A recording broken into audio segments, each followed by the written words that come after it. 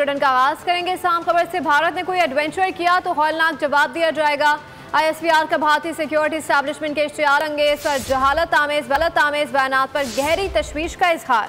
बयान में कहा कि गैर जिम्मेदाराना बयानात जारहत के लिए अमन मनाने बहाने और साथ ही साथ गढ़ने की एक नई कोशिश की निशानदेही करते हैं। कई दहाइयों से भारत ने तशद्दुद को हवा देने और जनूबी एशिया और इससे बाहर दहशतगर्दी का इर्तिकाब किया। ऐसे बयानात खित्ते में अमन और इस्तेहकाम के लिए संगीन नताइज का बायस बन सकते हैं। तबाहशुदा लड़ाका तैयारे भूल गए, क्या पाकिस्तान के तबाहकुन हथियार याद नहीं? गीदड़ भभकियों पर अफवाज पाकिस्तान का मुंह तोड़ जवाब।